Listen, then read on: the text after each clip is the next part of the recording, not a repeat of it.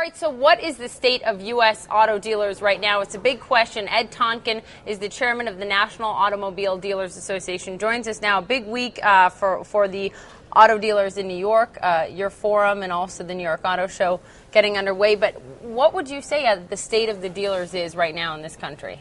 Oh, I think this whole market, it's kind of like a newborn foal trying to get up and stand on its feet, and so it's precarious, but we're making progress. I mean, last month, March, this month I should say, that's just finishing up, is proving to be pretty good. While the forecast for the year is between 11 and 12 million units by most economists, this month is traveling at about 13.2 million. What are people buying? I think that's a big question. Are they buying U.S. automobiles? Are they buying foreign automobiles? What's the state? They're buying a little bit of everything, really? Poppy. Yeah, they are. Toyota has come out with some really, really strong incentives, something they've never done before, and so they need to, of course, with the recall that happened, and they've stimulated the market, and others have followed. So, but as a segment, crossovers are still selling very well. Let's keep on Toyota for a minute, because the Toyota recall that just keeps on weighing on that company. Still a lot of overhanging questions.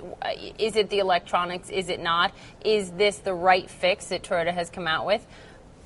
What would you say you're seeing in terms of what your customers are telling the dealers that they go see? Are they willing to put their faith in Toyota right now, or are they still standing on the sidelines when it comes to Toyota vehicles? No, they really are putting their faith in Toyota. It's really heartening because I'll tell you, Toyota came from an image of a very high quality, and sure, that's been tarnished a little bit, but they've been building such high quality vehicles for so long. Now, there's no evidence scientifically at this point that there are some electronic gremlins that are causing these cars to suddenly accelerate. That's just not the case. That's been proven.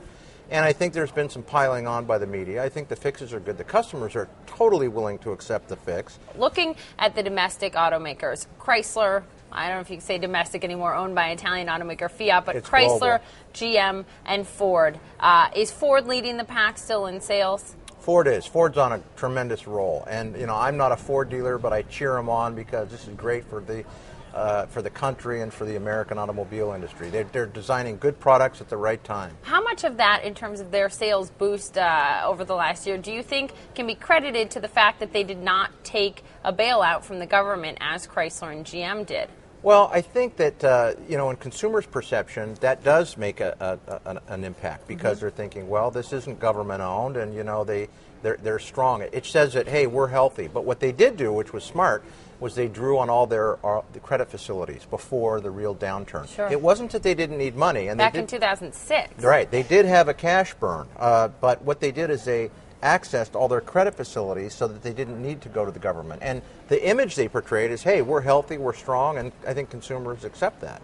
Finally, I think there are a lot of overhanging questions about the financing arms, GMAC, for example, Chrysler Financial. A lot of questions about their ability to exist without government aid. GMAC has seen numerous government bailouts to the tune of multi-billion dollars.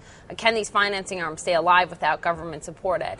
I think ultimately they will be able to. GMAC, of course, is constrained, really hampered by all the mortgage business they did. Sure, ResCap, it's mortgage arm. Yeah, I mean, they got really caught up in that when they expanded their portfolio of services. But if you just look at the segment where they were doing automobile financing, they were pretty healthy. And Ford Motor Credit has proven to be. There's one that, that they don't need the government help. And so if you stick to what you know, Poppy, it's always been good advice. My dad always told me that. Stick to what you know and you can do well, but stay the course. So I think they can make it. It's just a tough period right now. An incredibly hard period. We'll be watching closely. Ed Tonkin, thanks so much. Thank you, Poppy. Appreciate it.